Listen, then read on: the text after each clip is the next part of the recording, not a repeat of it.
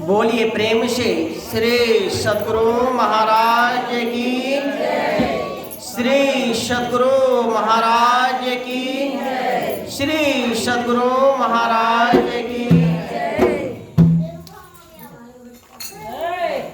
गुरुर्ब्रह्मा गुरुर्विष्णु गुरुर्देवो महेश्वर गुरुर्साक्षात् परब्रह्म तस्मै श्री गुरवे नमः। बंदो गुरुपद कंज कृपा सिंधु नरोप हरि महामोहतम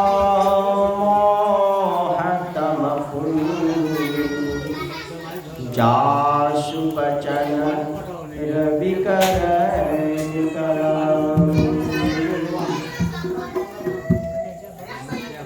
मेरा मुझ में कछु नहीं, जो कछु है प्रभु तो तेरा तुझे को सौंपता, क्या लागत है मोह तेरा तुझे को सौंपता, क्या लागत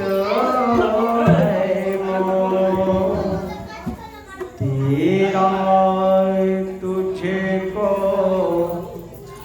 सौंपता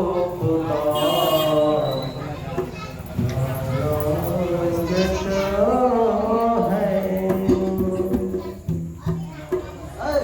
अव्यक्त रूप में सर्वत्र विराजमान संत महर्षि में परमहंस महाराज के जुगल पावन चरणों में कोटि कोटि नमन। सत्संग प्रेमी महान भाव सज्जन वृंद एवं ग्रामवासियों के चरणों में मेरा प्रणाम।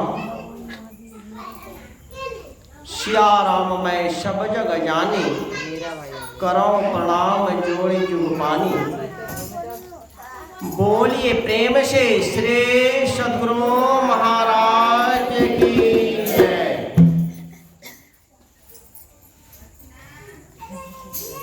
हम लोग अभी रामचरितमानस सारस्वती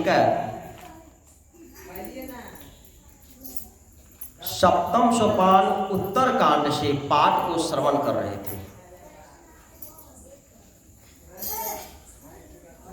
हम लोगों ने सुना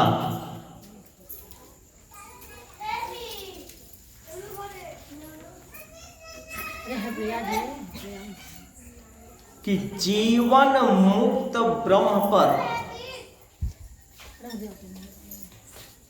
चरित सुनहि तजी ध्यान, अजे हरि कथा न करई रति तिनके ही अपासान। ब्रह्म पद के आगे तक पहुंचे हुए जीते जी मोक्ष प्राप्त किए हुए ऐसे व्यक्ति, क्या बात है भाई, क्या समस्या क्या है? उधर बैठिए ना। श्री सद्गुरु महाराज की जय। सत्संग में कैसे लोग आते हैं सो भी सुनिए। जो ध्यानी हो, कैसा ध्यानी? जो ध्यान करके, जैसे भगवान शंकर ध्यान करके ब्रह्म पद को प्राप्त करने की उन्होंने चेष्टा किया, उनको शिव नेत्र हो गया, तीसरा नेत्र भी खुल गया।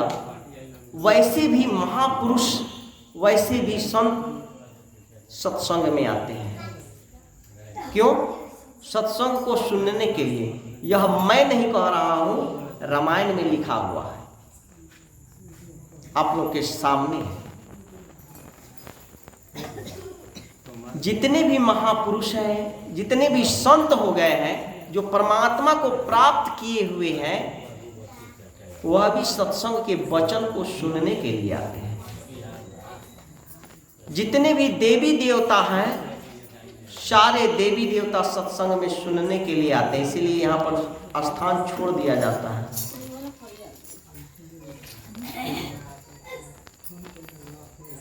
और तो और अभी आप लोग नए हैं, फिर भी मैं एक बात कहना चाहूँगा।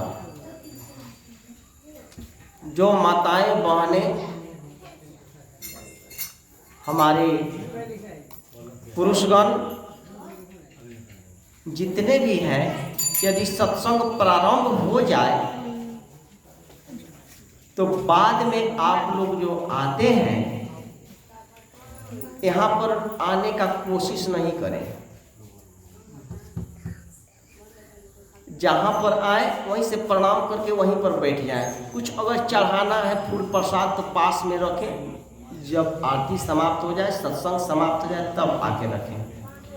सत्संग के बीच में, मंच के सामने नहीं आना चाहिए, क्योंकि यहाँ पर देवी देवता का वास होता है। यहाँ पर देवी देवता सब लोग आकर के सत्संग सुना करते हैं। इसीलिए हम लोगों को नज़र नहीं है देखने का, इसलिए नहीं देखते हैं। और पूजा करने के लिए हम उनके सर पर कुचल के आकर के प्रणाम करते हैं, कितना फल मिलेगा। इसीलिए जो जहाँ सत्संग में आए वहीं पर बैठ जाए। बोलिए प्रेम से श्री सद्गुरु। अब हम आगे बढ़ते हैं। भगवान श्री राम जब वनवास से घर वापस आए, अयोध्या नगरी जब आए, उस समय का प्रसंग है। भगवान श्री राम अयोध्या नगरी आकर के जब राजा उनको बना दिया गया, राज्याभिषेक उनका हो गया, तो उन्होंने विचार किया कि जनता को, जितने भी मनुष्य हैं, सभी को कुछ उपदेश दिया जाए। जो ज्ञान की बात है उनको बताई जाए। उन्होंने समझा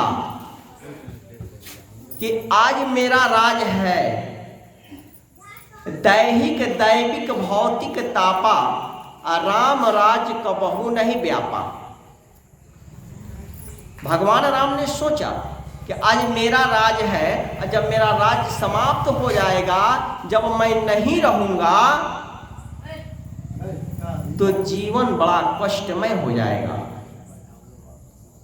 इसीलिए उन्होंने मनुष्य के जीवन के बारे में उन्होंने कहने की कृपा की। तो अब कहें किससे? मन में विचार तो आया, लेकिन कहें किससे? तो उन्होंने पूरे राज्य में सभी जगह संदेश भेजवा दिए कि हमारे यहाँ सभा है, सभी लोगों को यहाँ आना है। जितने भी लोग थे वहाँ आए। यहाँ तक पंडित, ब्राह्मण, कवि और गुरु, उनके भी गुरु थे, वशिष्ठ जी थे, विश्वामित्र जी थे, सभी लोग उस सभा में आए। जैसे अभी हम लोग इस मठिया के शिव मंदिर प्रांगण में यत्र तत्र से एकत्र होकर संत मत सत्संग को श्रवण कर रहे हैं। उसी तरह से भगवान राम का जब दरबार लगा, बहुत दूर दूर से बहुत लोग आए। भगवान राम ने सोचा कि मैं जो कहूँगा अपने गुरु से यदि कहवा दूं तो अच्छा नहीं होगा। शायद गुरु का बात लोग नहीं माने, क्योंकि उस समय राजतंत्र था और राजतंत्र में राजा जो कहते हैं वह सत्य होता है और जो करते हैं वह न्याय होता है। इसीलिए भगवान रामचंद्र अपने ही मुख से कहने की कृपा की। पंडित ब्राह्मण सब बैठे हुए हैं, उनके गुरु भी बैठे हुए हैं, लेकिन वह खुद अपने मुख से कहा। क्या कहा जानते हैं? बड़े भाग मनुष्य तन पावा, सुर दुर्लभ शब ग्रंथ ही गावा। भगवान श्री राम कह रहे हैं कि बहुत बड़ा वह जीव भाग्यशाली है जो मनुष्य के शरीर में आया है। बहुत बड़ा भाग्यशाली है। घोड़ा गधा बैल सुअर के शरीर में नहीं गया और वह जीवात्मा, वह जो जीव है जिसे हम लोग आत्मा कहते हैं, जिसे जीवात्मा कहते हैं, जिसे उर्दू में रूह कहते हैं, वह यह मनुष्य के शरीर में आया। मनुष्य का शरीर बहुत ही सर्वोच्च कोटि का बताया गया है। और यहाँ तक सुनिए, बड़े भाग मनुष्य तन पावा, असुर दुर्लभ सब ग्रंथ ही गावा। भगवान श्री राम कह रहे हैं कि सुर दुर्लभ, सुर कहते हैं देवी देवता को, सुर माने देवी देवता। देवी देवता भी ललायित रहते हैं कि काश अगर एक बार मुझे मनुष्य का शरीर मिल जाता तो मैं परमात्मा का भक्ति करता। परमात्मा का भक्ति। बड़े भाग मनुष्य तन पावा, असुर दुर्लभ शब ग्रंथ ही गावा। कौन सा ग्रंथ? 4 वेद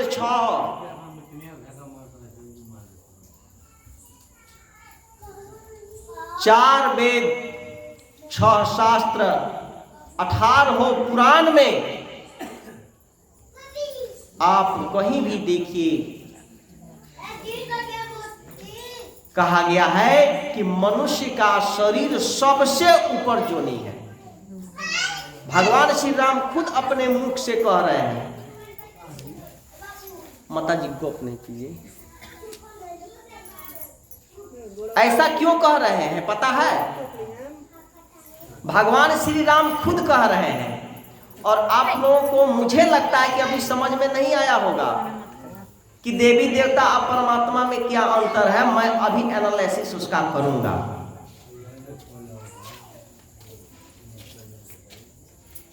भगवान श्री राम कह रहे हैं, दूसरा पंक्ति में है, साधन धाम मोक्ष कर द्वारा, अपा इन जेहि परलोक सवारा। साधनों का घर है। अब साधन का घर हम लोग समझे ऐसे कि साधनों का घर किसे कहते हैं? जैसे हम लोग मकान बनाए हैं तो वह रहने का साधन है, वस्त्र है, वस्त्र बनाए हैं, पहनने का, शरीर को ढकने का एक साधन है।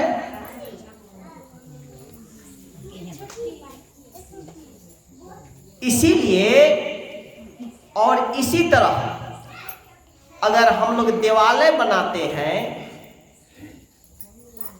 मंदिर, मस्जिद, गिरजाघर, चर्च, जो भी देव स्थान बनाते हैं,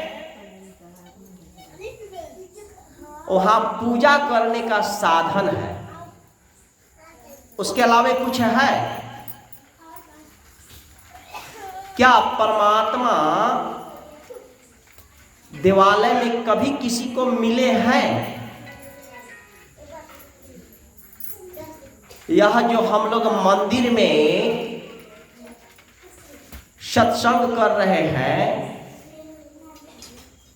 यहां पूजा करने का एक साधन है,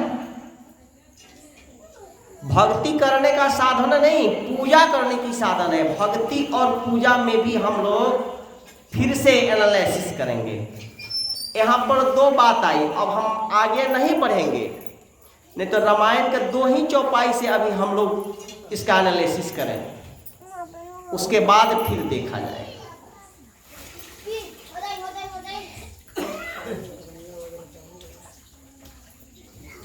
भगवान श्री राम कह रहे हैं कि सुर दुर्लभ सब ग्रंथ ही गावा।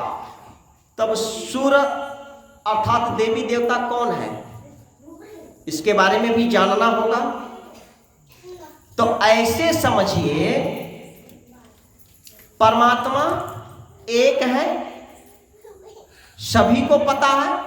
ईश्वर एक है, गॉड इज वन, अल्लाह एक है, वही एक ही एक है, दूसरा कोई नहीं।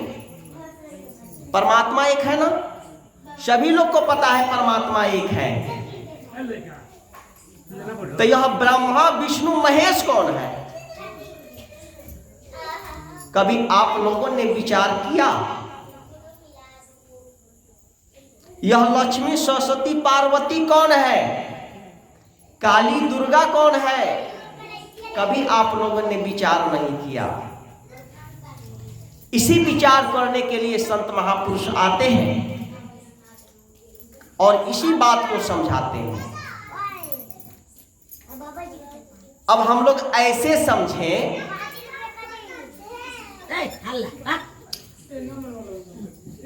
परमात्मा एक है, थोड़ा देर समझिए, समझ में आ जाएगा।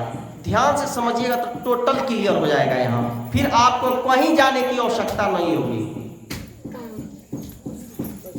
परमात्मा एक है, ईश्वर एक है, जिसको हम लोग कहते हैं सच्चिदानंद, जो सत्य चित्त का आनंद देने वाले हैं, जिसे सच्चिदानंद कहेंगे, वह एक और केवल एक है। तो यह देवी देवता कौन है? तो ऐसे समझिए कि परमात्मा का अर्थात ईश्वर का जो एक है, उनका बड़ा बेटा बेटी है देवी देवता। ऐसे समझिए, देवी देवता में भी 33 कोटि का है, 33 स्तर का है देवी देवता। और सबसे वहां सरदार भी है। कौन है सरदार, जानते हैं? ब्रह्मा विष्णु महेश, देवी देवता का सरदार भी है। अरे घर में जो परिवार रहता है उसका कोई सरदार रहता है ना। ठीक उसी तरह से देवी देवता के जो मध्य, जो बीच में सरदार है, यह है ब्रह्मा विष्णु महेश। परमात्मा का पहला बेटा देवी देवता मान लीजिए, जो कि हम लोगों को दिखाई नहीं देता है, वह सूक्ष्म शरीर में रहता है। अब दूसरा बेटा का नाम लीजिए। भूत प्रेत भी रख सकते हैं, वह भी तो परमात्मा का दिया हुआ है। परमात्मा का दिया हुआ अर्थात परमात्मा का दूसरा बेटा के रूप में हम लोग देखें तो भूत प्रेत का भी जोनी है, वह भी एक जीव है। कुछ कारणवश वह भटक रहा है, शरीर में नहीं आ पा रहा है, वह भी दिखाई नहीं पड़ता है, वह भी सूक्ष्म शरीर में रहता है। तो ईश्वर का दो बेटा कौन कौन? एक देवी देवता और दूसरा भूत प्रेत, और तीसरा बेटा जो कि हम लोग हैं 84 लाख योनि में, अर्थात 84 लाख प्रकार के जीव जंतु है संसार में, जिसे हम लोग इस आंख से देख सकते हैं, और कुछ ऐसे जीव हैं जिसे हम लोग नहीं देख सकते हैं। माइक्रोस्कोप से देखना पड़ता है। अभी हाथ में बहुत सारा कीड़ा है, चल रहा है, दिखाई पड़ रहा है? नहीं। दही में बहुत सारा कीड़ा रहता है, दिखाई पड़ता है? नहीं। तो इस आंख से जो हमें दिखाई देता है और जो दिखाई नहीं देता है, लेकिन वह जीव है, यह 84 लाख प्रकार के जीव हैं।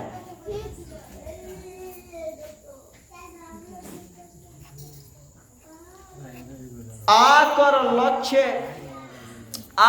4,84,000 अजोनी भ्रमत यह जीव विनाशी, फिरत सदा माया कर प्रेरा, काल कर्म स्वभाव गुण घेरा। अभी हम लोग सुन रहे थे रामायण में, 4 तरह से जीव की उत्पत्ति होती है, और इसको हम लोग तीसरा बेटा के रूप में मानते हैं। परमात्मा का तीसरा बेटा कौन है? तो हम लोग जितने भी जीव हैं, मनुष्य भी जीव है, घोड़ा भी जीव है, गधा भी जीव है ना? एक छोटा कीट पतंग जो है वह भी जीव है, और एक पेड़ है वह भी जीव है, एक पत्थर है, पत्थर में भी जीव होता है जो कि वह बढ़ता है।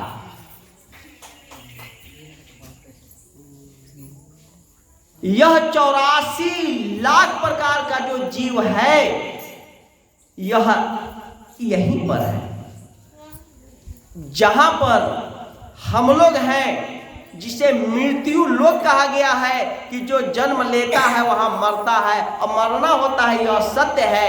अर्थात इस शरीर को छोड़ के दूसरे शरीर, और दूसरे शरीर से छोड़ के तीसरे शरीर, शरीर मर जाता है और जीवात्मा निकल के दूसरे शरीर में एंट्री मार देता है। तो यह परमात्मा का तीसरा बेटा है, और तीसरा बेटा में मनुष्य का जो शरीर है, यह सबसे ऊंचा शरीर है, सबसे ऊंचा शरीर है, क्योंकि यह परमात्मा को प्राप्त कर सकता है। जिसका बेटा है उसको प्राप्त कर सकता है, लेकिन देवी देवता प्राप्त नहीं कर सकता है। अभी हम लोग सुन रहे थे ना, परमात्मा को प्राप्त करने के लिए देवी देवता का शरीर से नहीं हो सकता है, भूत प्रेत के शरीर से नहीं हो सकता है, यहां तक कि 84 लाख प्रकार के जीव से नहीं हो सकता है। केवल हो सकता है तो 84 लाख प्रकार के जीव में एक जीव है, वह है मनुष्य का शरीर। जितने मनुष्य तनधारी है प्रभु अर्थात परमात्मा की भक्ति कर सकते सभी, अंतर व बाहर भक्ति कर घटपट हटाना चाहिए। 4 तरह से इस जीव का जन्म होता है, 4 तरह से। यहां जो मृत्यु लोक में हम लोग हैं, 4 तरह से जीव का जन्म होता है। कैसे कैसे होता है? अंडज, अंडा देने वाला जीव। अंडा देने वाला जीव वही होता है जिसका यह बाहरी कान नहीं होता है। अपवाद में सब कुछ, हर जगह अपवाद होता है। जैसे मुर्गी, मुर्गी का बाहरी कान होता है? नहीं। क्या देती है? अंडा। सांप बाहरी कान होता है? पिन्ना, इसको कान का पिन्ना कहते हैं, जो बाहर है, वह अंडा देता है। देख लीजिए, मिला लीजिए, और दो चार को मिला सकते हैं। पिंडज, पिंडज उसे कहते हैं जो जीव बच्चा जन्म देते हैं, जैसे गाय, बकरी, गदहा, घोड़ा आदमी। बाहरी कान है, इसीलिए हम बच्चा जन्म देते हैं। समझिए ध्यान से। अंडज अंडा देने वाला जीव, पिंडज बच्चा देने वाला जीव, उष्मज, उष्मज किसे कहते हैं? जिसका कोई माँ बाप नहीं होता है, लेकिन उसका जीव का जन्म हो जाता है। उदाहरण के लिए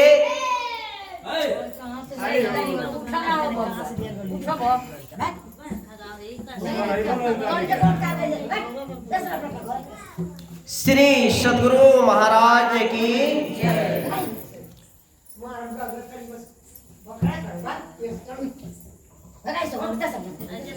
उष्मज जीव से कहते हैं जिसका कोई माँ बाप नहीं होता है, गंदगी से हो जाए, मौसम के प्रभाव से हो जाए, उसे हम लोग उष्मज जीव कहते हैं। उसमें भी प्राण होता है, उसमें भी रूह होती है। उदाहरण के लिए बाल में ढील हो जाना, ढील समझ रहे हैं? जुआ, उसका कोई माँ बाप है, लेकिन वह हो जाता है। उसके बाद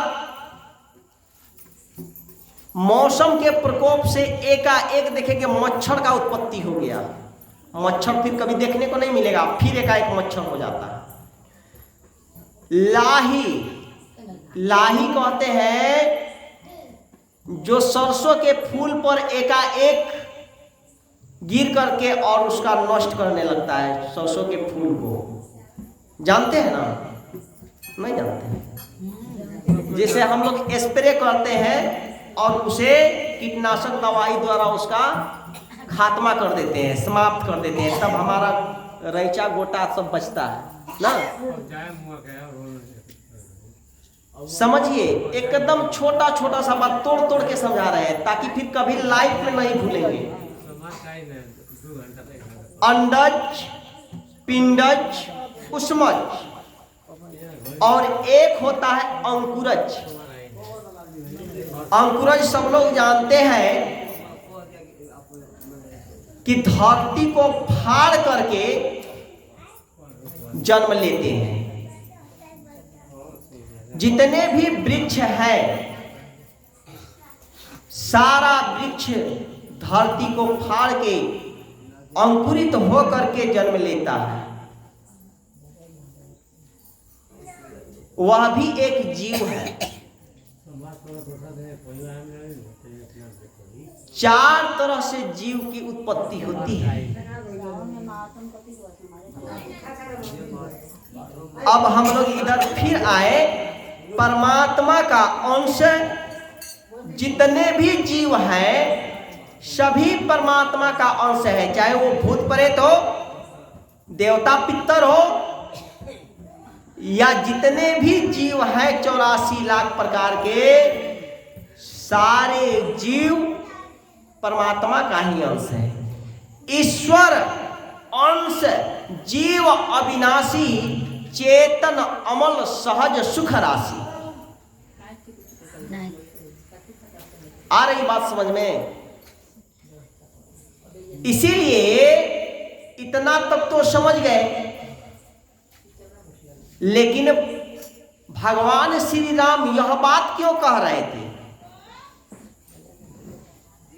कि मनुष्य के जीवन में आने के लिए भी देवी देवता ललायित रहता है।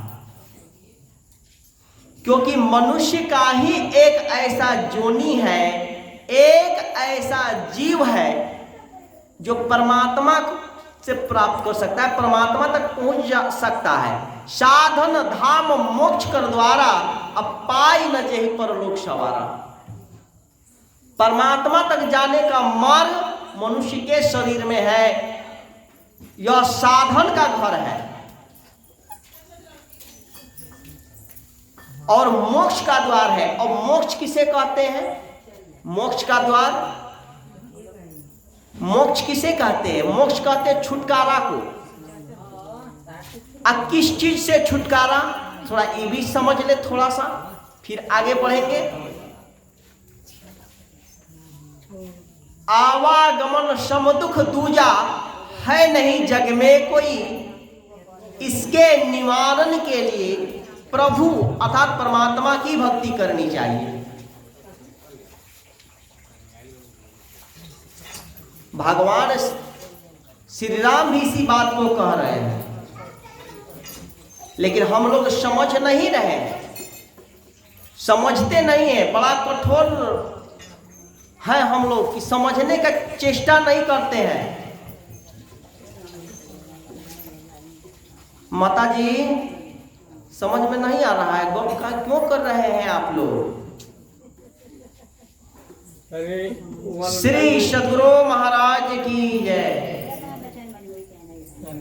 दूरी से आइल वाले मोलो नहीं तनी एबर कॉल शॉर्टकट में तनी मोलो नहीं दूरी आइल वाले काहेला शॉर्टकट में होई कहे ना दिया श्री सद्गुरु महाराज समझ में की नहीं क्या हुआ।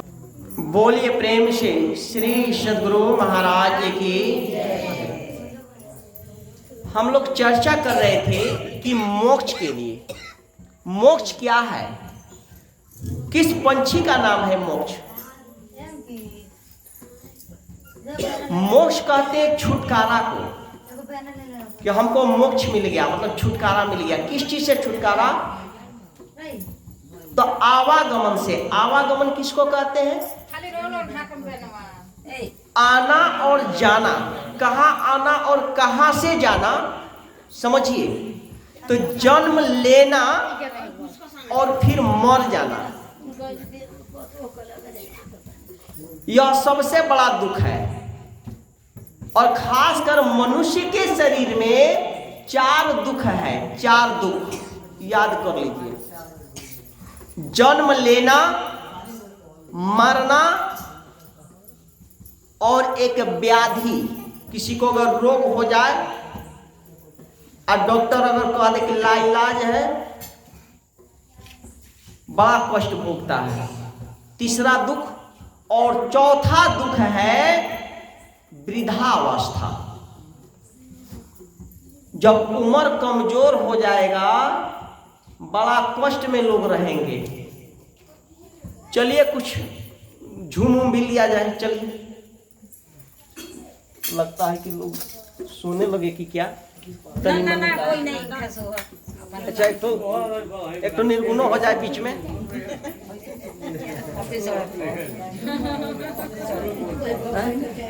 चलिए चलिए चलिए। श्री सद्गुरु महाराज की जय। 4 दुख हमने अभी कहा कि जन्म लेना और मरना। कोई मरना चाहता है? कोई मरना नहीं चाहता है। अगर किसी व्यक्ति को पैर में या हाथ में घाव हो जाए और डॉक्टर कहे कि इसको काट के फेंकना पड़ेगा, अरे तो बच्चोगे नहीं, क्या कहेगा वो? ना उड़ा जल्दी से हाथ काट दीजिए कि हमको जिंदा बचा लीजिए।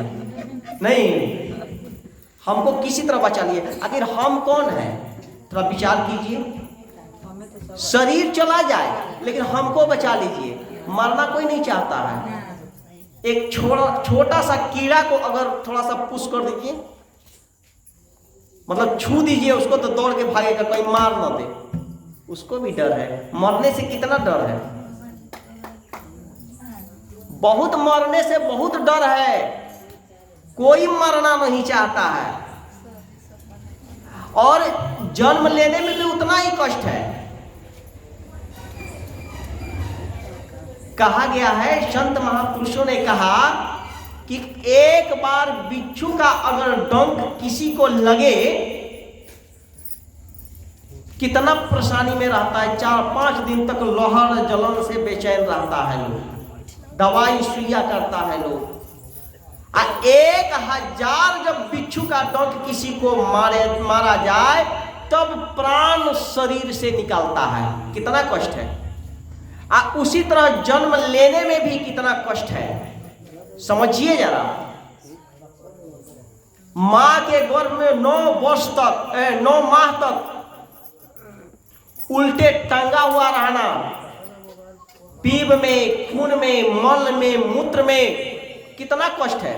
एक दिन किसी को उल्टा सीधा लटका दीजिए तो क्या हाल होगा, विचार कीजिए कितना कष्ट से। यहां तक कि जन्म लेने से पहले भी बहुत सारे बच्चे मर जाते हैं मां के गर्भ में, कष्ट नहीं सहन कर पाते हैं, बहुत जन्म लेते लेते मर जाते हैं, बहुत जन्म के बाद मर जाते हैं, कितना कष्ट है, थोड़ा विचार कीजिए।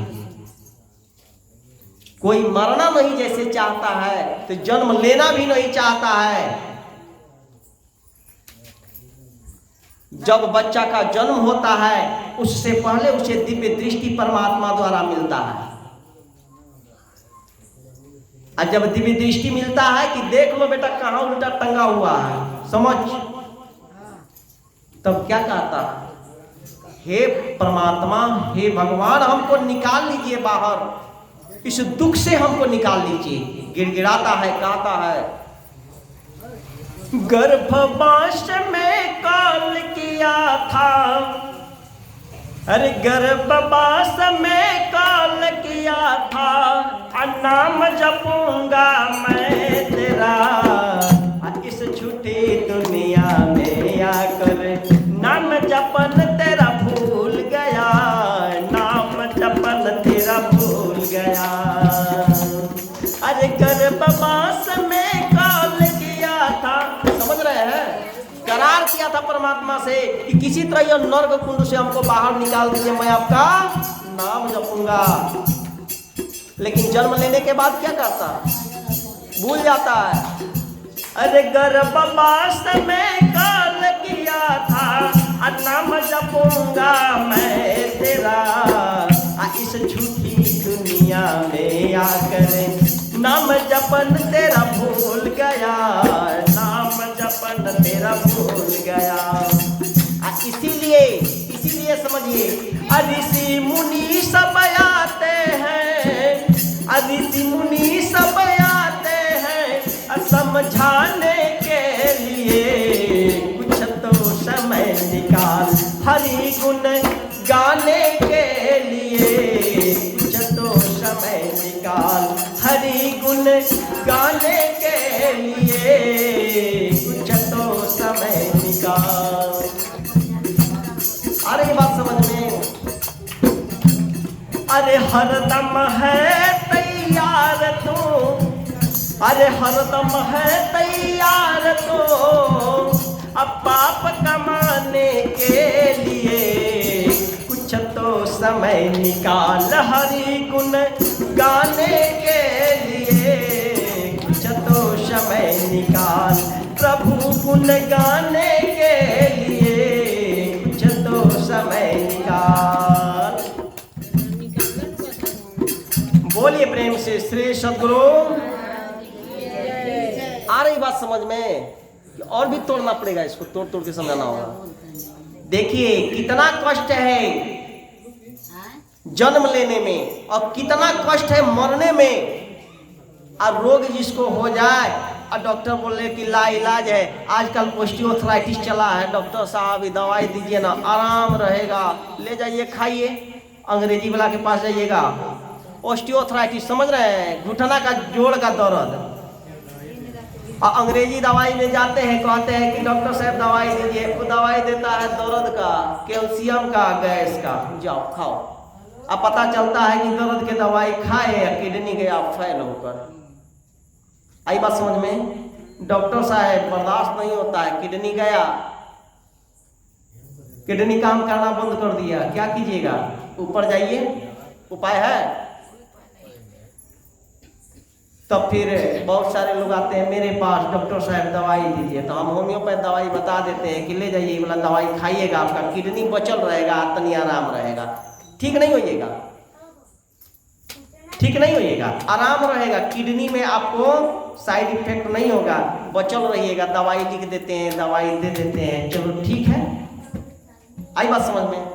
लेकिन आराम तो थोड़ा सा मिलेगा, लेकिन उतना कष्ट दूर नहीं होगा। इसके बाद ऐसा बहुत सारा बीमारी है। अभी हमारे यहाँ एक माता जी है, रोम मालकिन, आज बड़ा सभी लोग मिलने के लिए आया था उनसे कि अब वो जाने वाली है ऊपर। तो मैं कहा कि अब कैसे मैं आऊँ, माता जी को मैं फ़ोन किया, फिर मैं नीचे जब उतरा तो मैं माता जी से जाके पूछा कि माता जी से सत्संग करने जाना है और आपका यह शरीर देख करके मेरा हिम्मत नहीं होता है कि मैं सत्संग में जाऊं। उन्होंने कहा कि नहीं, आप सत्संग में जाइए। मैंने कहा कि आप बोल रहे हैं? तो बोले हाँ, मैं रहूं या नहीं रहूं, आप सत्संग में जाइए, मेरा आदेश है। मैंने कहा कि धन्य है इसी मां, सत्संग में भेज दी। मैंने कहा कि आज का सत्संग आपके नाम से मैं करूंगा। आपने एक सत्संग को दिया और एक सत्संग का फल मैं चाहता हूं कि उस मां जो कि आज सत्संग में मुझे हिम्मत से भेजी कि नहीं, प्रभु का गुण गाने आप जा रहे हैं, जाइए, प्रभु का गुण गाइए। देखिए ऐसे होती है माताएं। कष्ट तो बहुत है। अच्छा, अब वृद्धावस्था में, बैठो बाबू, बैठ जाओ, तुम लोग भी बैठो। वृद्धावस्था में प्रत्येक जोड़ पर दर्द हो जाएगा, लाइलाज है, कहीं पर कोई उपाय नहीं है। क्या कीजिएगा? आंख से दिखाई नहीं देगा, दांत टूट जाएगा। अब पता चलेगा क्या जानते हैं? लोग कहेगा कि अरे अभी भी तो राम राम कीजिए। अब क्या बोलेगा जानते हैं? राम राम कहेगा, निकलेगा आम आम आम आम, दांत तो है नहीं, सीधा हवा बाहर नहीं। ऐसा कंडीशन हो जाएगा। रोड पर अलकतरा बिछता है ना, रोड पर देखे हैं, जब अलकतरा ड्राम से निकाल लिया जाता है कैसा होता है? कितना सुंदर शरीर रहेगा, कितना बढ़िया चेहरा मोहरा रहेगा। बुढ़ाइएगा, वही अलकतरा के ड्राम में जैसा मुंह हो जाएगा, दांत टूट के निकल जाएगा, पता चलेगा कि अलकतरा के ड्राम जैसे जेने तेने थोक चाहिए है मुंह। अच्छा लगेगा नो? विचार कीजिए। करना है तो भक्ति कर लीजिए जवानी में, और नहीं तो क्या कीजिएगा जानते हैं? लास्ट में हाँ महाराज जी, इधर श्री सदगुरु महाराज की। तो बुढ़ारी में क्या कहेंगे जानते हैं? जरा सुनिए।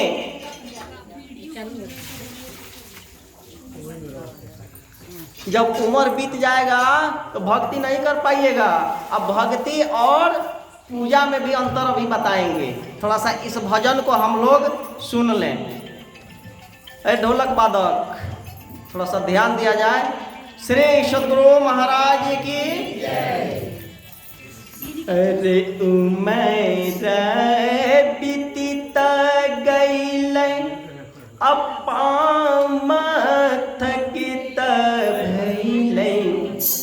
उमर बीतित गईल, पाम थकित भइल।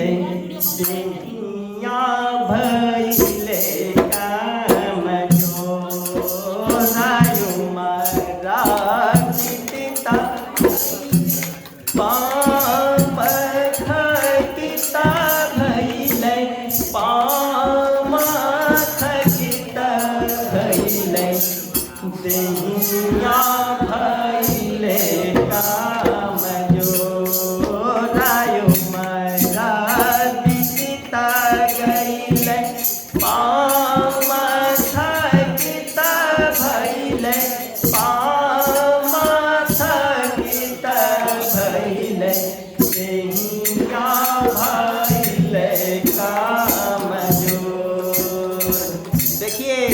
स्थिति क्या होगा। हम लोग कहते हैं, क्या जानते हैं कि परमात्मा का भक्ति करेंगे बुढ़ारी में, आज जितना भी कुकर्म होगा करेंगे जवानी में, चलेगा काम? बड़ा मुश्किल है, समझिए। अगर कोई देवी देवता को भी अगर प्रसाद चढ़ाने जाते हैं तो कैसा ले जाते हैं? टूटल फाटल है, पुराना सड़ल गलल कि साफ सुथरा बढ़िया नया धो धा के एकदम बढ़िया से फ्रेश ले जाते हैं ना। आज जब परमात्मा को चढ़ाने का होगा तो टूटल फूटल अलकतरा के डरा में बिना दांत वाला मुंह लेके जाएंगे, हैं? आँख से दिखाई नहीं देगा, कान से सुनाई नहीं देगा। ऐसा अगर परमात्मा को चढ़ाएंगे परमात्मा खुश होंगे कहियो, समझिए। अरे उमरा बीतता गईले पाँव माथा किता भइले, पाँव माथा किता भइले, देहिया भइले कामजोर, देहिया भइले कामजोर। अरे नया ना अधीरा भइले, श्रावण हो बाधीरा भइले, श्रावण हो बाधीरा भइले, अथरा थरा कापे मुंडा मोरा, नया न हो अधीरा भइले, श्रावण हो बाधीरा भइले, श्रावण हो बाधीरा भइले, खर खर कापे मुंडा मोर। बहुत पछताना पड़ेगा, इसीलिए जब जागो तभी सवेरा। समय गया फिरता नहीं, समय गया फिरता नहीं, झट ही करो निज काम, अपना काम झट ही करो निज काम, और जो बीता सो बीतिया, अबहु गहो गुरु नाम। अभी तो परमात्मा का नाम पकड़ लीजिए, इसी में भलाई है अपना, नहीं तो बड़ा पछताना पड़ेगा। उम्र बीतने के बाद कुछ नहीं। अरे उमरा बीतता गईले, पाँव माथा किता भइले, पाँव माथा किता भइले, देहिया भइले कामजोर, देहिया भइले कामजोर। अरे नहीं हम भेदा ले लो, नहीं हम भजन कैलो, नहीं हम भजन कैलो हे, नहीं हम कैलो उपकार। हम लोग ज्ञान नहीं लेके भक्ति नहीं करते हैं, इसीलिए हम लोग यह दुख में पड़े हुए हैं। हम लोग कहते हैं कि हम खूब बढ़िया पुजेरी हैं, खूब बढ़िया पूजा करते हैं, लेकिन क्या करते हैं? हम लोग को जितना ज्ञान है उतना करते हैं, लेकिन अगर इससे भी ऊपर ज्ञान है, मैट्रिक के बाद इंटर, इंटर के बाद ग्रेजुएशन, ग्रेजुएशन के बाद पीजी, पीएचडी, बहुत सारा ज्ञान है। अगर मैट्रिक तक कुएं के बेंग बन के हम लोग रहेंगे तो फिर आगे कब बढ़ेंगे? आओ वीरों मर्द बनो, अब जेल तुम्हें तजना होगा, मन निग्रह के समर क्षेत्र में सन्मुख धीर डटना होगा। आसान नहीं है, और करिएगा तो आसान भी है। सरल सुखद माँ रग यही भाई, अब भगति मोरी पुराण श्रुति गाई। भगवान श्री राम कह रहे हैं कि बहुत सरल है, सुखद है क्या? भक्ति करना। लेकिन हम लोग जुगती से भक्ति करें तब तो ऐसे भक्ति नहीं होगा। जुगती से भक्ति यदि न किया भव से त्राण कहाँ होगा? भव से त्राण नहीं होगा, इधरे भटकते रहेंगे, परमात्मा के पास नहीं जाएंगे। कभी देवी देवता में जाएंगे, कभी भूत प्रेत में चले जाएंगे, और फिर कभी 84 लाख योनि में चले जाएंगे। हरदम भटकते रहेंगे इधर। परमात्मा के पास अगर जाना है तो मनुष्य के शरीर से साधना करके पहुंचना है।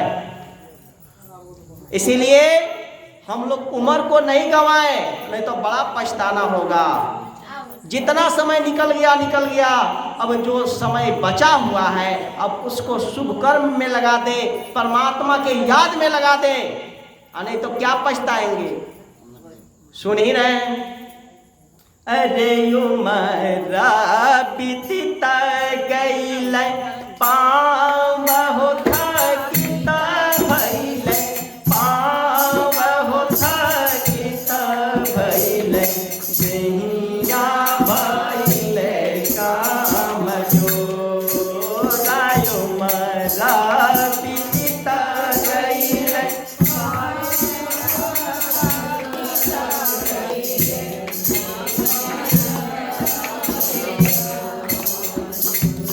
अरे गुरु संतों के सेवा हम कबहू न कैलो है, कबहू न कैलो है, अवसर गईल बेकार।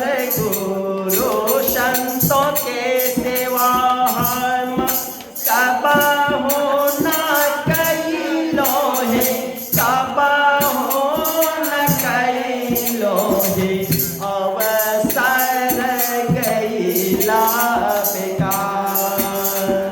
अरे सुर सारी छोड़ी हम जंगल अगोरलो है, जंगल अगोरलो है, आ उसावा के कैलो हम आस, उषावा के कैलो हम आस।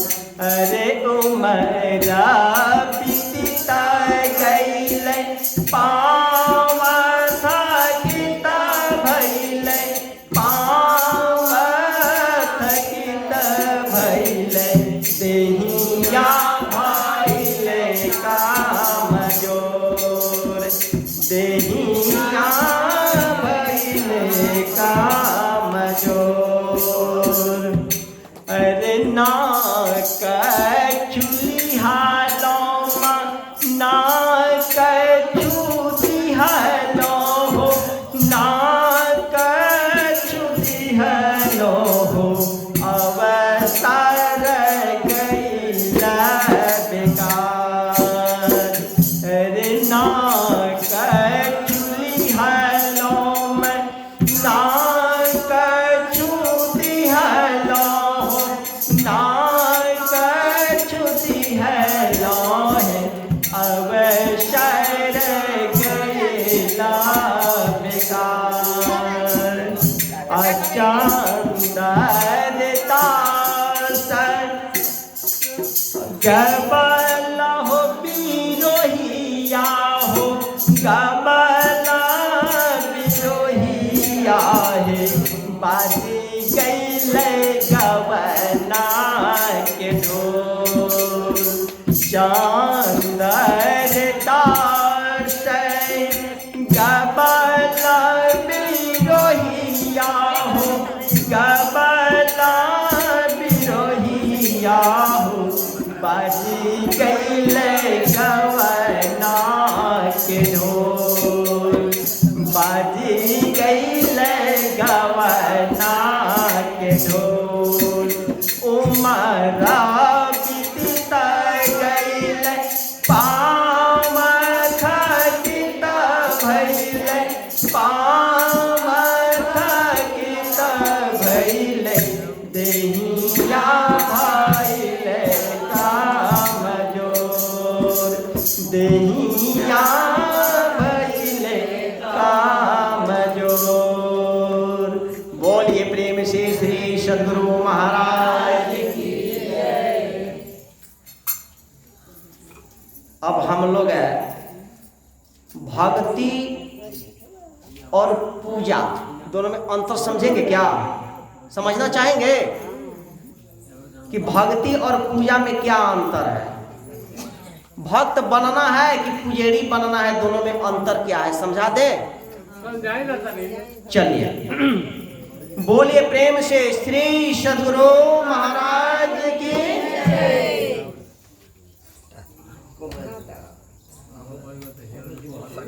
अभी सभी लोग को यह विदित होगा कि मैं एक शिक्षक हूं। सभी लोग जानते होंगे, और जो नहीं जानते हैं वो अभी जान ले। श्री सद्गुरु महाराज की कि मैं एक शिक्षक हूं। बच्चा सब जो जाता है हमारे यहाँ पढ़ाई करने के लिए, तो जो मैं कहता हूं कि ये तुम पढ़ लो, यह बात तुम जान लो, तो बच्चा जानता है ना। बेटा यह पढ़ लो, बेटी यह पढ़ लो, यह तुम्हारा परीक्षा में आएगा, पूछेगा तो तुम लिख दोगे। सही बात समझ सकते हैं। तो जो मैं कहता हूं अगर वह करता है तो वह मेरा भक्त है, और जो मैं कहता हूं अगर वह बच्चा समझ जाए और वह जाके अगर एग्जाम में, परीक्षा में वह लिख देता है तो वह पास हो जाता है। एकदम साफ साफ समझिए। वही दूसरी तरफ आइए पूजा में, अब इसे कहते हैं भक्ति। अब आइए पूजा को थोड़ा समझिए। बढ़िया शिक्षक हैं, लोग कहेगा कि बहुत बढ़िया मास्टर साहब हैं। एक लोटा पानी,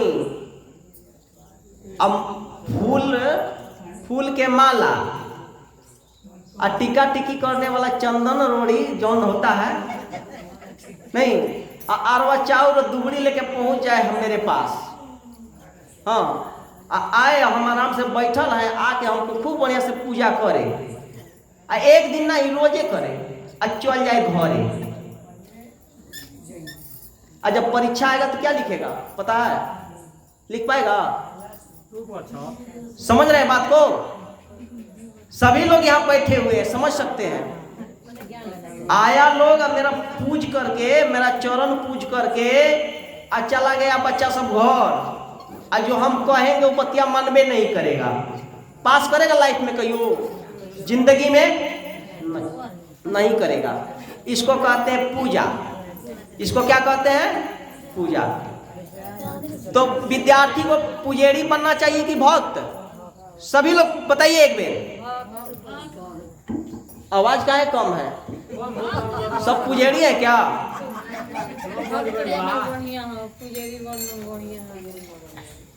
हमको सबसे दूर जाना है। श्री सद्गुरु महाराज की। इसको थोड़ा क्लियर कर देते हैं। अब सुनिए, एक तरह से सुन गए। अब दूसरा नंबर ट्रेंड है वो चला है हमारे समाज में कि फलाना शादी करके लाया है, अब पत्नी भक्त बन गया है। नहीं सुने हैं कि पत्नी भक्त है, तो क्या कि पत्नी को अगरबत्ती फूल प्रसाद चढ़ाता है? नहीं ना, तो क्या करता है? बात मानता है। माता जी सही कह रही है, वह बात मानता है, इसीलिए वो भक्त है। अब बात को समझिए। यही गलती हम लोग यहाँ कर देते हैं क्या कि भगवान राम को मानेंगे। सुनिए, आप लोग गप नहीं कीजिए, नहीं तो नहीं समझ पाइएगा, फिर रील निकल जाएगा तो फिर नहीं ना समझ में आएगा। श्री सद्गुरु महाराज की गप नहीं कीजिए। जहाँ बैठे अब भगवान श्री राम को सब लोग मानते हैं। भगवान श्री राम के पास जाते होंगे अगरबत्ती फूल प्रसाद चढ़ाने, लेकिन उनका कहा हुआ कोई मानता है? बोलिए। तो भक्त हुए कि पुजेरी? नहीं समझे। अच्छा, भगवान शंकर है, भगवान शंकर के पास अभी सावन का महीना चल रहा है, सभी लोग लोटा में पानी लेके आएंगे नहीं, भगवान जी के यहाँ चढ़ाएंगे, बहुत अच्छी बात है, बेलपत्र चढ़ाएंगे, फूल प्रसाद चढ़ाएंगे। क्या किए आप लोग, सभी लोग बताइए, पूजा। माता जी ध्यान से सुनिए, लाइव बन जाएगा। क्या किए यहाँ, पूजा किए। अब बच्चा अगर पूजा मेरा करके जाएगा तो पास कभी करेगा, नहीं करेगा। और आप लोग भी आगे पूजा करते हैं, पास करेंगे नहीं। भगवान शंकर ने जो कुछ कहा कि ऐसे कीजिए, तो वैसे कोई मानने के लिए तैयार है, कोई करता है, नहीं करता है। तो पूजा करने से कितना दिन में होगा बताइए, कल्याण होगा कभी।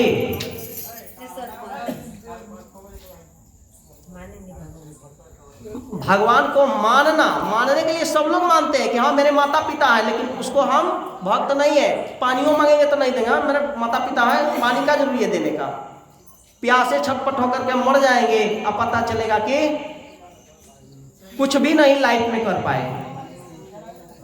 भक्त बनिए, पुजेरी बनने से काम नहीं चलेगा। भगवान शंकर ने जो कुछ कहा उस बात को हम लोग नहीं मानते हैं।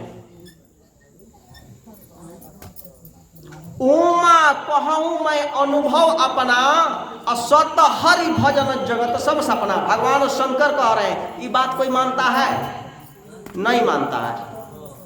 तो पुजारी बनने से काम चलेगा तो पूजा ही कीजिए। यही बात संत महात्मा कहने आते हैं, यही समझाने के लिए आते हैं। भगवान श्री कृष्ण को मानते हैं, खूब बढ़िया से मानते हैं। उनका जा करके अगरबत्ती फूल प्रसाद चढ़ा करके आप यहीं रहिए, हम जाते हैं घर आराम करने। हो गया पूजा। पूजा से काम नहीं चलेगा। भगवान श्री कृष्ण जो कुछ कहा, उद्धव अगर तुम मुझे पाना चाहते हो तो अंदर अंदर चलो, भक्ति करो, मुझे तुम प्राप्त कर लोगे। यह जो तुम मेरा शरीर देख रहा है, यह मैं वह नहीं हूं जो तुम प्राप्त करना चाहते हो, भगवान श्री कृष्ण ने कहा। लेकिन हम लोग क्या करते हैं, वही भगवान श्री कृष्ण को जाकर के पूजा चढ़ा दिए, चले आए। भगवान शंकर को आ रहे हैं, भगवान शंकर खुद गए हैं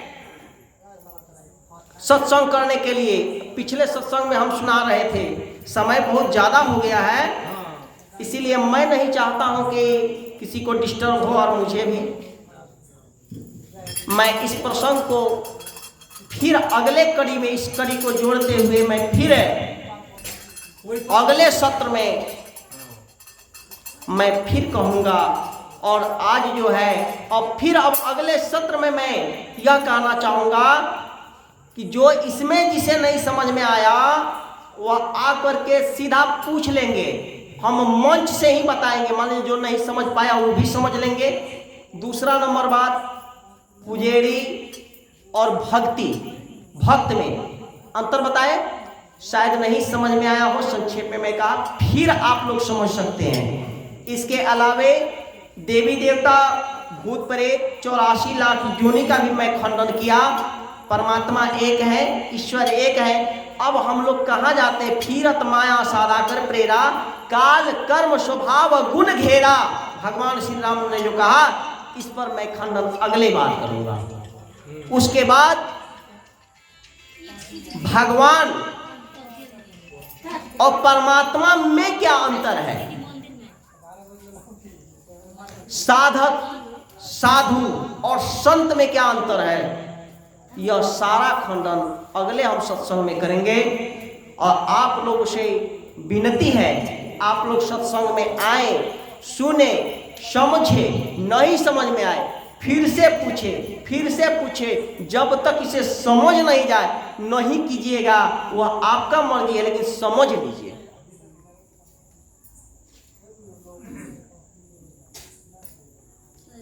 इसीलिए संत मत आज का मत नहीं है। आप लोग समझते होंगे, श्री सद्गुरु महाराज की, आप लोग समझते होंगे कि ये संत मत का प्रचार कर रहे हैं, आज का मत है, नहीं है। यह आज का, जब सृष्टि नहीं बनी थी जब सनकादिक मुनि को मानस पुत्र उत्पन्न किए थे ब्रह्मा जी, उस समय से सत्संग हो रहा है, संत मत का सत्संग हो रहा है, आज भी हो रहा है, आगे भी होगा। फिर अगले कड़ी में मैं बताऊंगा, आप लोग याद दिलाइएगा, हम भूल भी जाते हैं।